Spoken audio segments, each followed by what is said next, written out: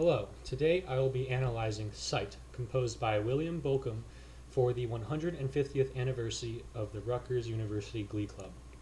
It is set to the text poem Sight, composed by Archibald Lampman, and it was commissioned for the Rutgers Glee Club by graduate students under the direction of Dr. Gardner.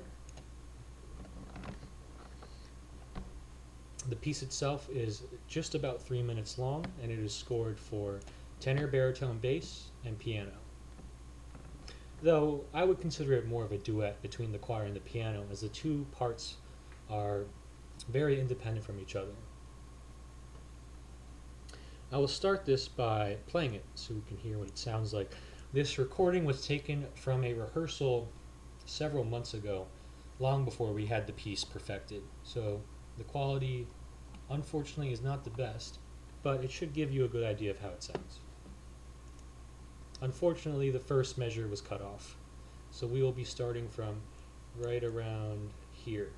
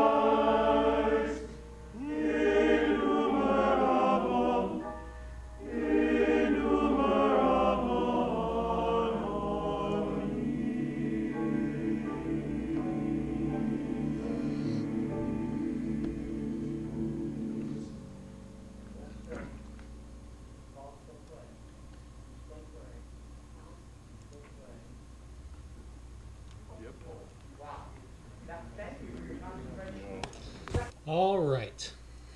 What a masterpiece that was. Let us take a look at what exactly is going on here. Now, in terms of the large-scale structure of this piece, it is clearly an ABA with a short A section that ends either here or after the next phrase. It's not too clear, but what is very clear is that this A section returns right here, and a bit of an A prime, as we have these returning patterns in the piano and the same kind of melodic ideas, and then we have this little outro to end it. something interesting that I decided to do when analyzing this piece was I tried to figure out where all the major cadences are, as it's not so easy to analyze this with traditional harmonic Western classical music theory. I decided to find which spots I believed Bolcom wanted to be places of rest or consonants. Starting here with this D minor kind of idea, which sounds a little something like this.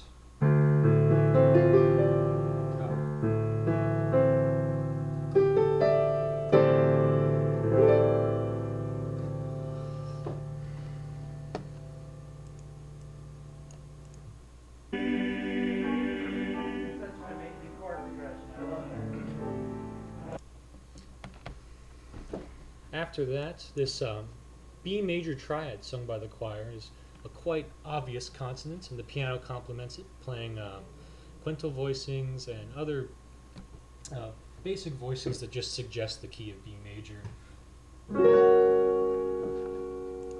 And his days are filled with music.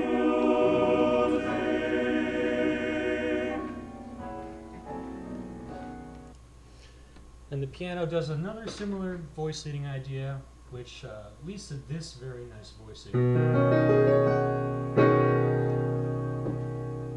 Very pleasant B major voicing. The next big cadence, to me, feels like it's around measure 16. And lofty things from low.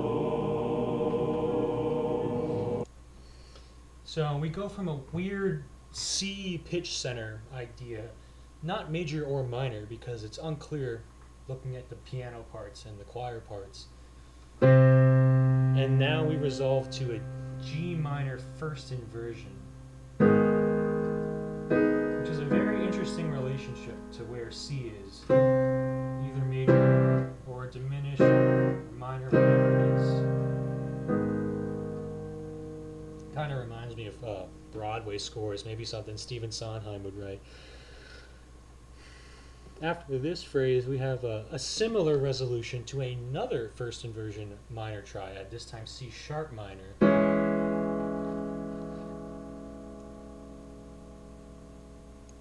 Life's frosty ways.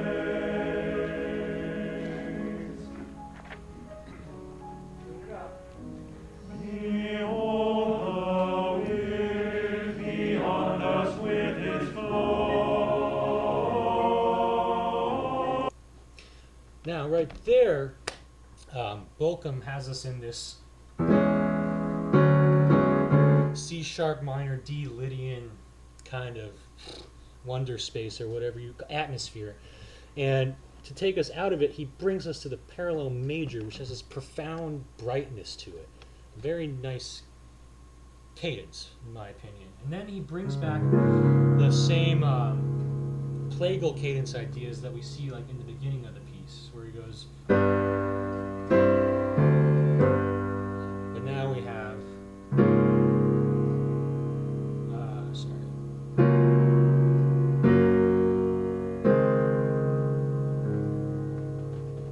and then immediately following this, oh, its knowledge and its murmur and its glow. We have a very nice similar kind of idea, not a 5-to-1 for sure, but not quite a plagal cadence either. It's more voice leading for this one, where we go from something like this. Excuse me.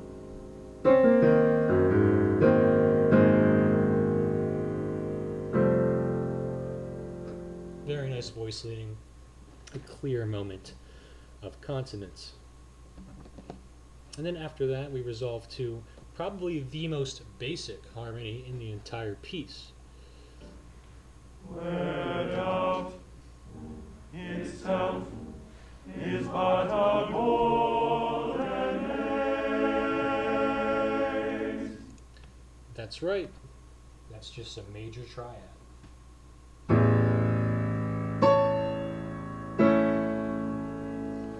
A nice way to subvert expectations in a piece where there are none. After that, we have this very frantic line, very chaotic dissonance, both rhythmically and harmonically, which resolves appropriately to a less than stable E-flat minor sounding idea.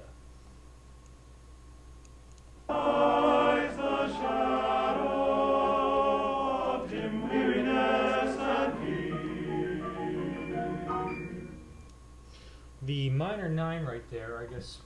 You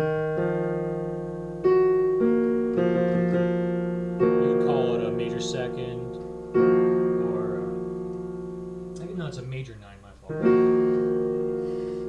Has a bit less stability from the other triads and harmonies we've seen from previous cadences. Now, this next cadence on measure 40 may not sound like one to most people, but to me as a jazz musician, I'm so used to hearing chords like this.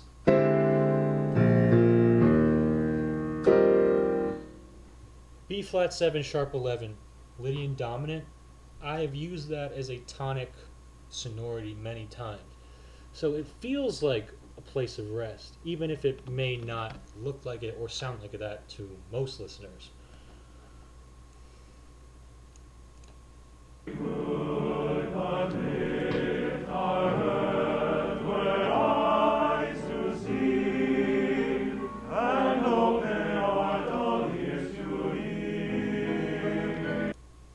And now here, this is interesting because we have the choir performing mutually exclusively from the piano part, which is a big pattern in this piece. And they resolve to an E major triad, but the piano immediately responds with a D flat in the bass, or C sharp, which immediately recontextualizes what we're hearing. The rest of the notes here are pretty hard to contextualize in terms of our regular music theory, or typical harmonic music theory. We have some D flat 7 idea, and then we have an E7. The idea is that it's very dissonant. At least I think that's what Bolcom's idea was. Next, the next big cadence is right before the end. And this one feels more profound to me because we have a C chord, a regular C major chord, right here before we hit this big C7 chord, which sounds very much like a 5 of 4, even though we have no real tonality or context to base that off of.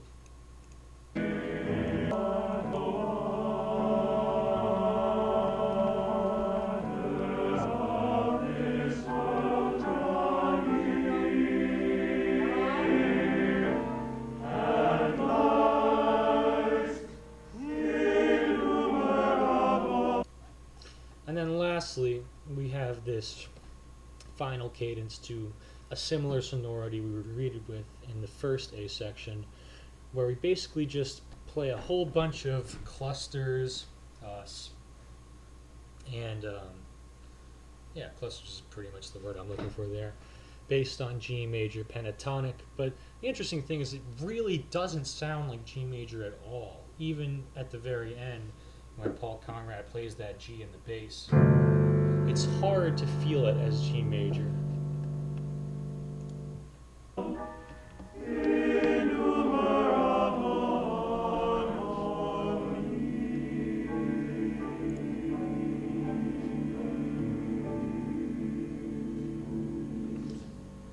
It sounds more just like sus, or like an orchestra tuning up. No real major and minor sonority there, but the notes say so. So it's interesting to think about. Now I want to dive a little bit deeper into the intricate details of this piece, as I've just done more of an overview on the cadences and phrases and ideas. So we start out with a big G5 in the bass before we play.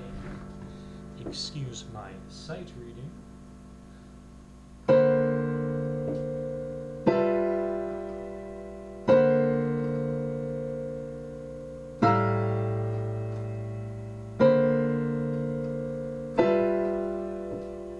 etc. And this is a very interesting kind of accompaniment to what the choir is about to sing. The choir, for basically the entire, most of this piece is homophonic. The main exceptions being in the bass part, as you can see right here.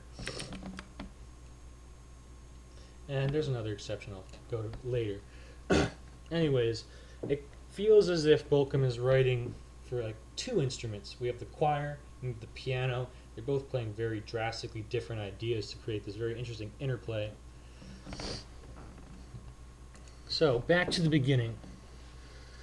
One thing that I like to think about when analyzing this piece is consonants and then not consonants. We have our typical 5-1 in real regular music, or maybe 4 minor. And what I think Bolcom is taking that general concept and expanding it to the point where it's all about just voice leading and intervals. There's no real Roman numeral analysis to be done, or even jazz chords. This is not true for all of it, but it's kind of a generalization. So right here I have highlighted something that I would like to call not C. It is not C. C major, that is. And it should sound something like this. Resolving to C. C6, that is.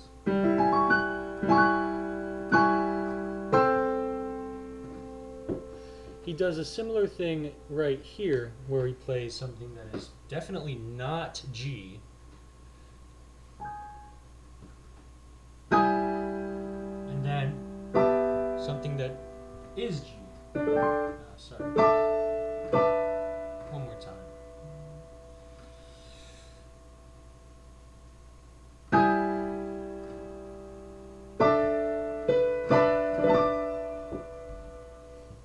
And this idea of like voice leading, consonants, dissonance is very apparent throughout the piano part in the piece. It's clear he has chords that he wants to be consonant and chords that he wants to be dissonant, and the whole machine connecting these two different entities is mostly voice leading, which is just a very excellent way to string notes together in a way that makes sense. So, what does it really sound like? Is bright with beauty. You can hear it right there. Ba-da. Not G, and then G. Consonants, dissonance. And his days are filled with music. Another thing, well, we can already see that these are all basically chordal voicings. Bolcom also likes using quintal voicings in the bass, providing a very rich combination of intervals. Has a very rich and deep sound in that low register as well. Another thing, I have highlighted the lyrics here because I like how Bolcom really pays close attention to them, the way he composes this music. The word beauty is played over and if that isn't beauty, I don't know what is. I'm just kidding, it's boring. And the same thing with music. We have a consonant major triad. Those in particular stood out to me, as all the other lyrics do not have nearly as much noticeable consonants. Like, it doesn't really stand out as much. Okay.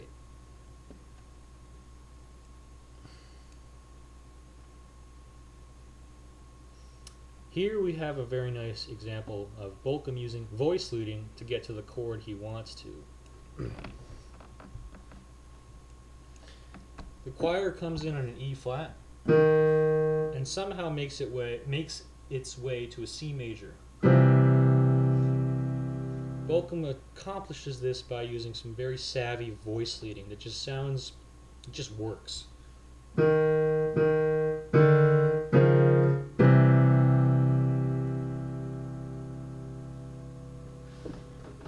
And this whole next section has a very clear pitch center of C with no real indication on major or minor. Ironic, because the choir is singing a major triad, but if we look at what's happening in the piano part, it's almost like playing a C diminished, as if that was a key, because we have, which comes straight from,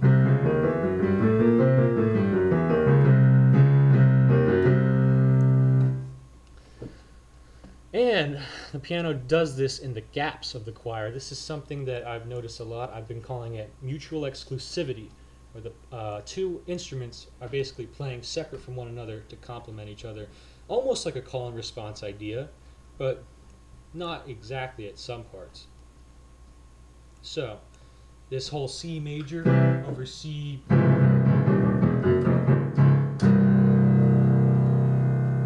displays some very interesting bitonality, but it goes even further than that, as the individual voice parts are also singing in different quote-unquote keys, because we have this F sharp here, which suggests C Lydian, which appears here as well, but we also have an E flat up here, which suggests some mode of C minor. I'm going to go with Aeolian, and the same thing in the bass. We have Aeolian. And then we even get a bit of Phrygian at the end here. But this is all very arbitrary, and I doubt Bolcom was thinking specifically about this when he was writing this. But it's an interesting way to think about the interactions between these parts. We have a common pitch center of C between all three, but I guess you could say 3, maybe even 4 different modes or keys of that pitch center. Could we only know true ends from false, and lofty things from low. And here we leave this C universe and resolve to a G sharp minor sonority. Now, something very interesting about this piano part, and props to Paul Calnrad for for pulling it off, is Bolcom writes in a little melodic line for the piano. It sounds like, I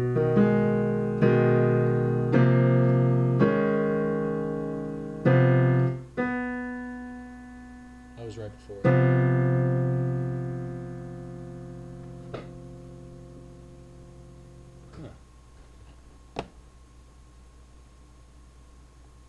I guess that's a courtesy accidental. But yeah, one more time. Fuck.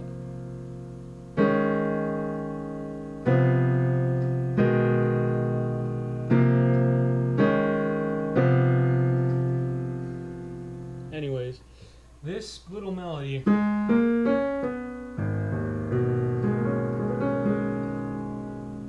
fits in G sharp minor perfectly fine, which complements the chord that the choir is singing. But the interesting thing is, literally everything else below this line is totally wild. We have this is the bass part,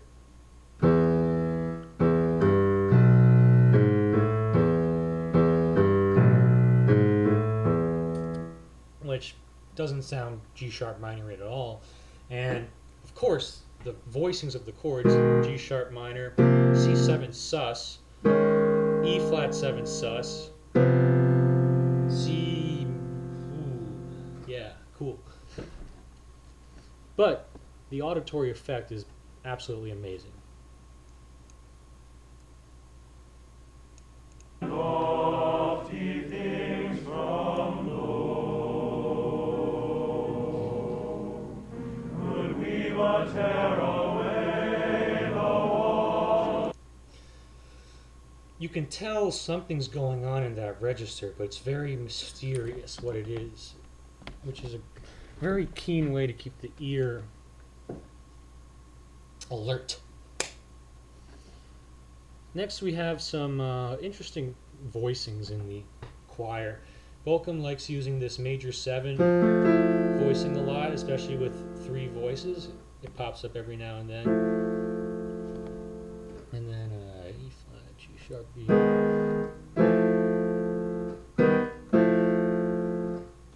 So these chords here, I just want to highlight some of the interesting relationships, as almost all of the relationships between chords, pitch centers are very arbitrary and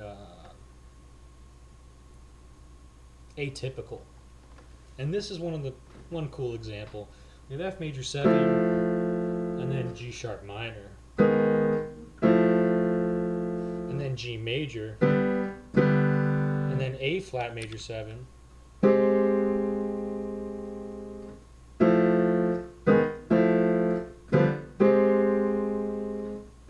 All very normal functional chords on their own, but placed in a context that makes them very, very interesting.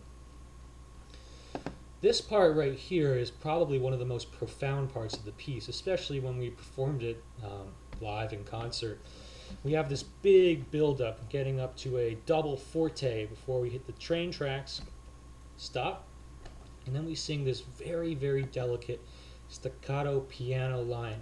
And these are all first inversion minor triads played in parallel motion, which is another recurring theme in Bolcom's writing. He loves using these parallel first inversion triads, and it sounds something like this.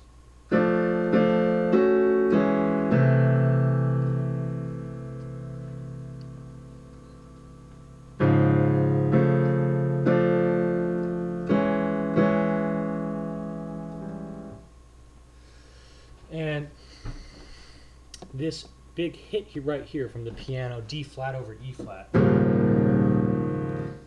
it's just so utterly powerful. This whole phrase right here is just a masterclass in contrast, dynamics, phrasing, counterpoint, counterplay, whatever you call it. So let's hear it. That grace our very help boast in life's frosty way. One more time. And lofty things from below. Could we but tear away the walls that grace our very help boast in life's frosty ways.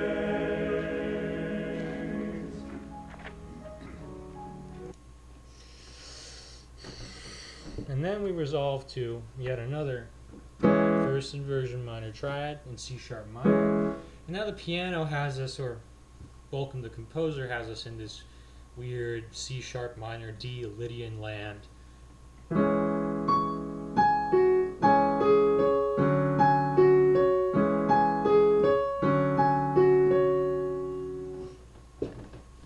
Which definitely sounds very minor to me, but it's not like the typical minor, because you're not very used to hearing the flat 2 in a typical minor key.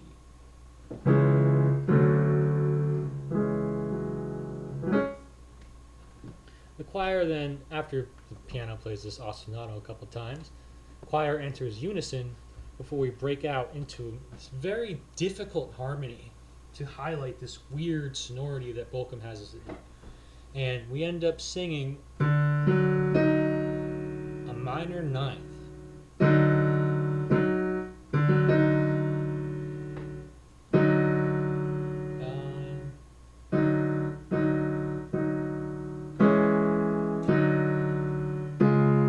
Before cadencing to the major, the parallel major. Yet another example of not D flat and D flat.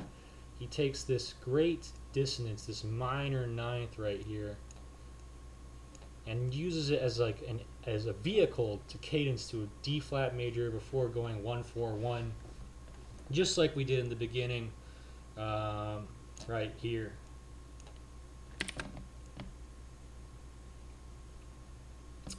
All while continuing the same basic ostinato idea, but now in quintal voicings in the bass, and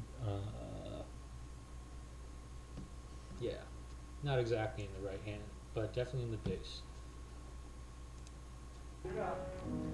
Behold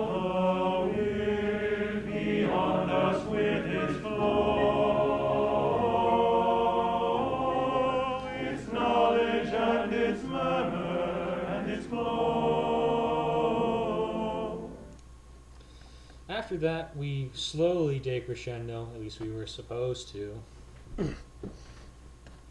into this very nice cadence into F, which I talked about earlier.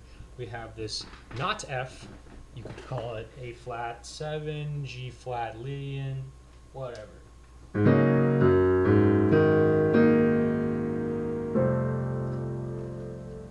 And the effect is just very, very nice as we start quietly at this melancholic melody, crescendo to the major chord. Very nice moment. And then we slowly die back down into like almost what feels like a plagal cadence to this nice little resolution on F.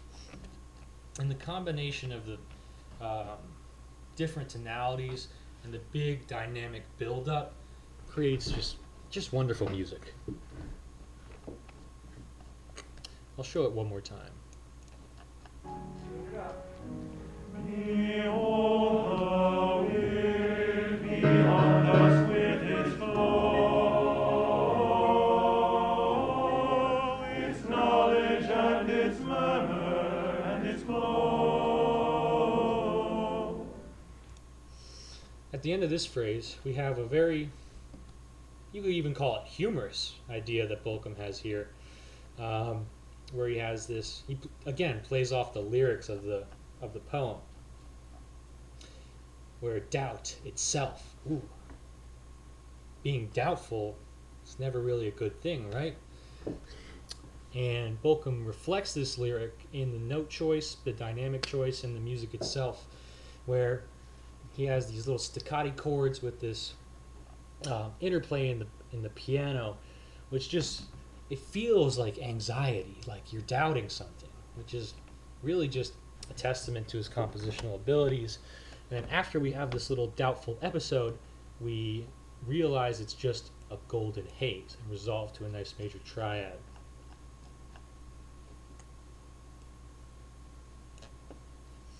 And also the bass has a nice little whole tone run, which is cool. Which is one of the few moments where the piece is not fully homophonic. There was another example before.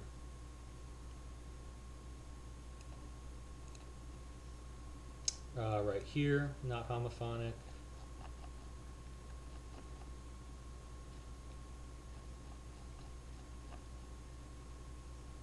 I think that's it. Yeah, and here. I remember when I heard this for the first time, I actually laughed out loud because it was so like nothing you'd ever expect. Really surprised me. And its glow, where doubt itself is but a golden haze.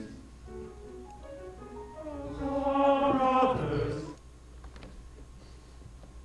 This next section, Aw Brothers, still up on our pathway lies the shadow, shows a very interesting contrast between the choir and the piano.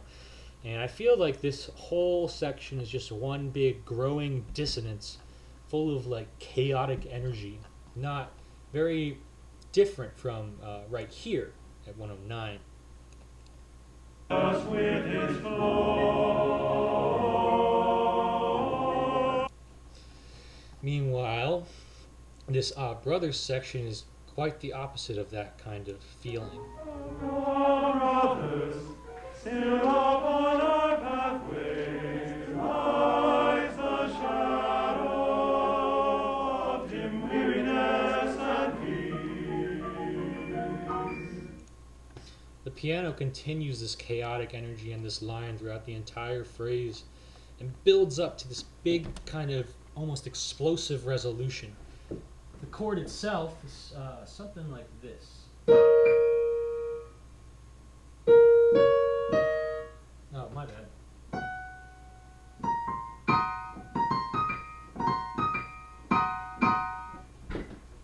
Which are the same notes contained in an E minor 6, major 7, which is a pretty typical chord in jazz music.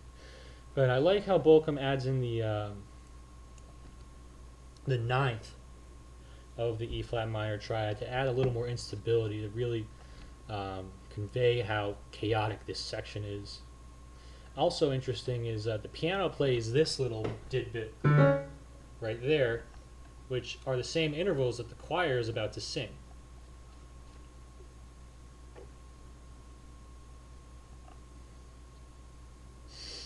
So, let's hear it again.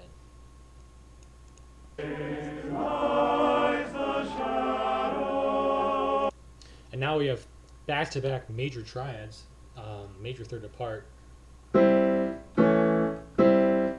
Oh, sorry.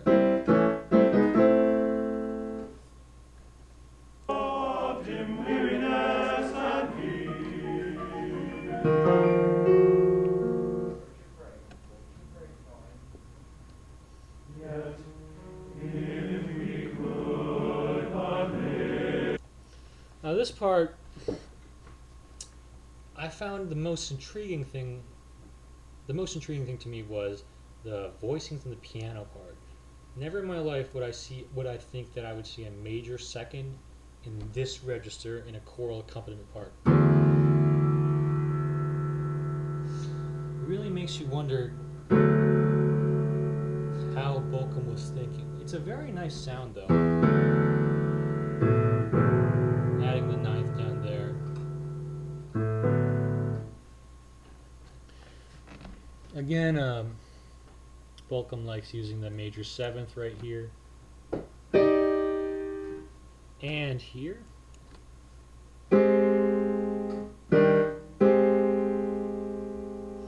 Which are both extensions of chords contextualized by the piano. For example, this becomes C minor 7 when the piano plays.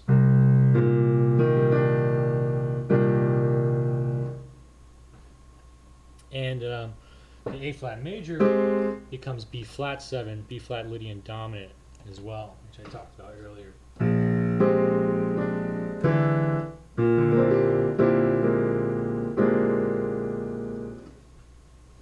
And even right before that, this D minor triad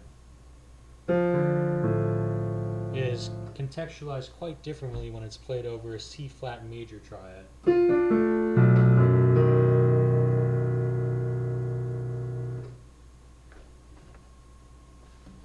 After that, we have another nice moment of mutual exclusivity where the piano goes tacit and the choir plays all major 7, no 5 voicings, all parallel. It's a very, very interesting sound.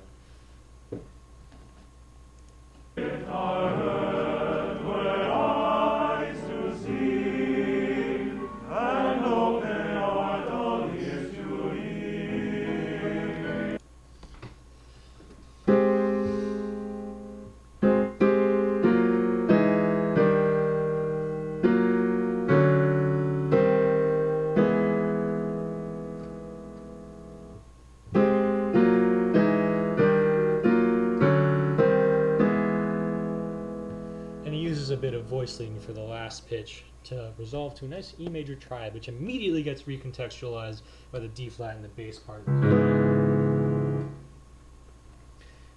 And like I said before, this whole part of the piano is so dissonant, it's very hard to contextualize with our typical harmonic classification system. But immediately following this, we have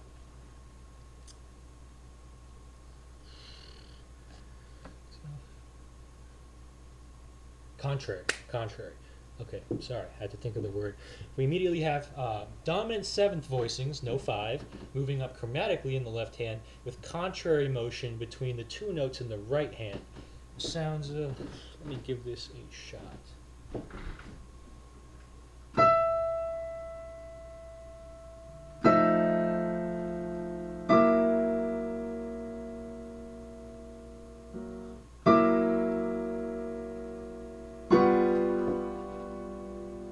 That was actually wrong. Let me try that.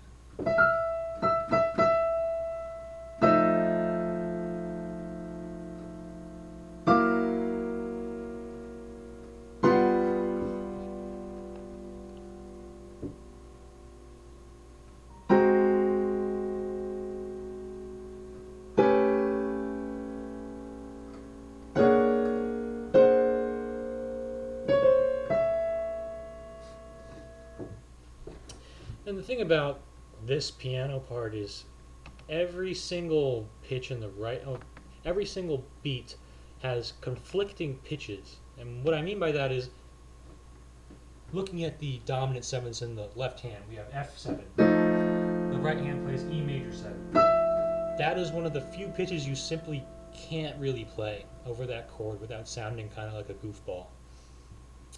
Next, we have a similar thing with G flat 7. We have F natural. You can't play the major 7 with the dominant 7 unless you're really, really out there. We have two conflicting pitches here: F sharp, major 7, C, which is the sus4. So that chord really doesn't work in theory, but who cares about that, am I right?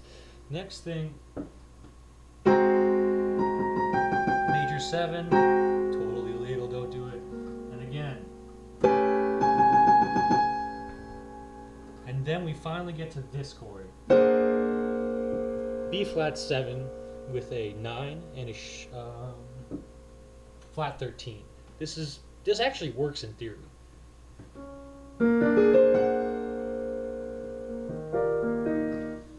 But once we finally get to this chord,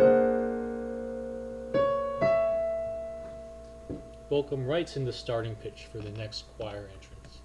Very nice of him.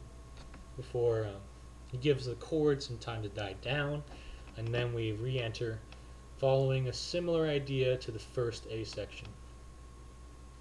So it's nice how we have this very clear phrasing right here. Choir and piano together.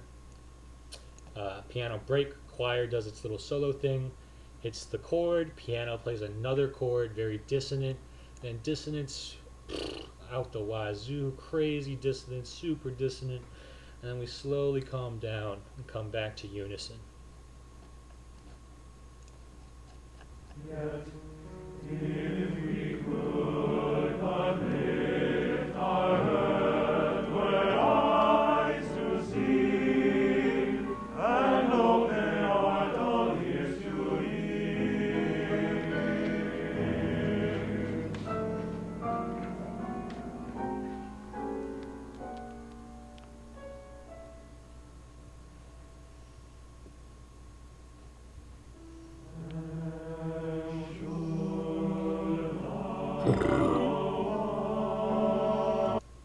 Alright, and now, almost at the end, we got a nice little E natural right before the entrance. Honestly, it's hard to figure out what inspired Bolcom to write that in, but it wouldn't feel the same without it. We have the, not a sus cluster, that's wrong. We have a major second here with the A and the G, which again, like at the very end of the piece, doesn't really suggest minor or major. It's just kind of G as the tonal center, and we have the same piano part as the beginning, the same ideas of not C and C, not G and G, and all these similar things. Here's another example that's very different from the opening with the not C and C idea. We have this. Sorry.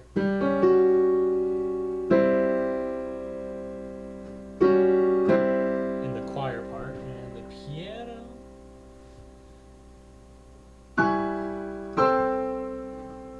So I don't have enough hands to play all these notes, but let me try.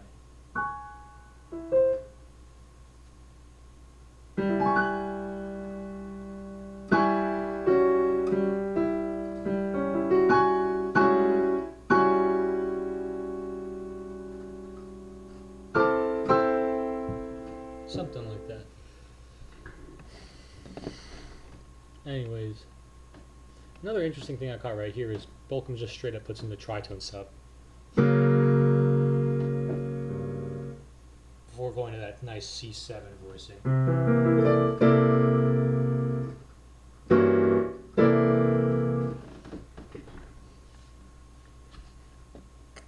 And the C7 itself is a pretty profound chord. considering we just played a regular C chord. It reminds me of the classic 5 of 4 that you hear in like pop music and jazz all the time. So say we got our C chord, and now we got our C7 chord.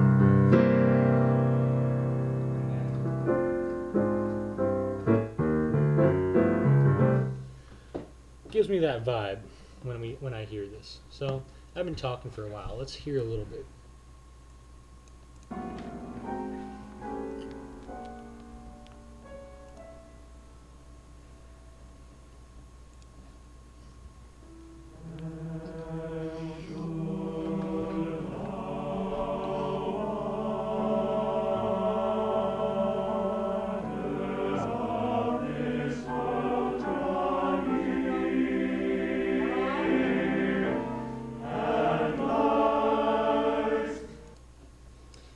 One more thing that I missed right here, we have a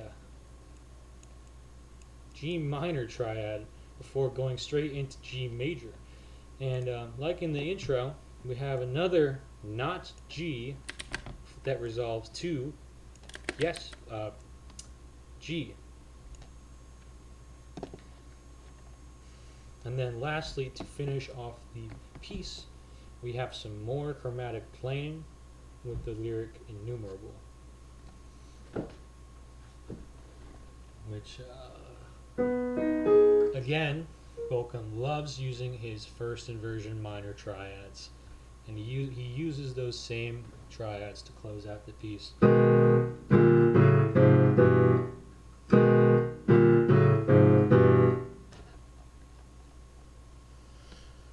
the last couple of notes.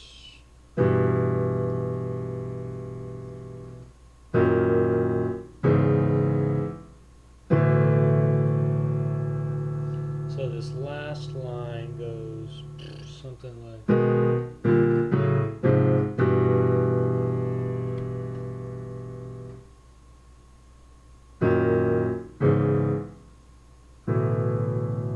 so it's all first inversion minor triads till the end. And I also wrote call and response because at this point in the piece, this really jumps out to me as the most call and response-esque idea, as we have these clear phrases from the choir answered immediately by the piano.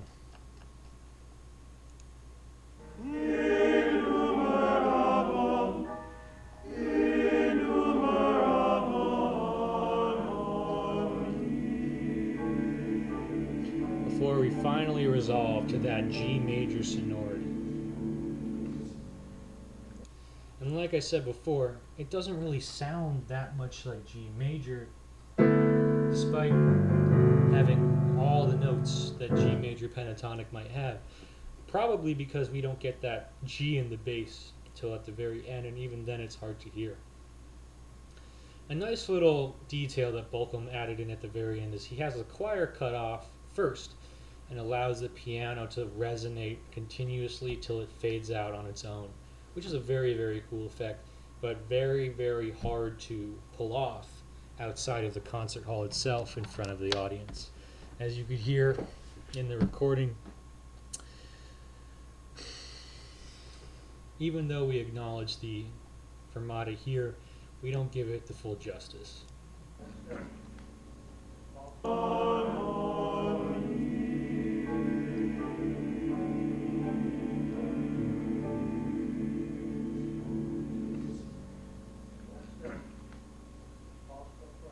He's still playing. He's still playing.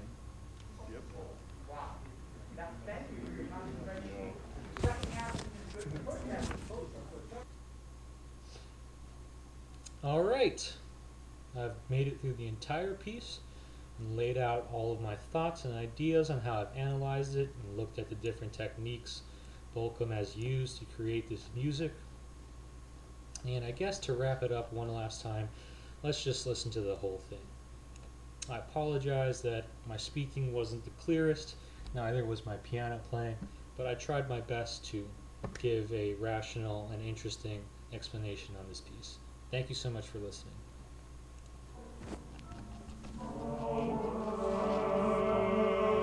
Is bright.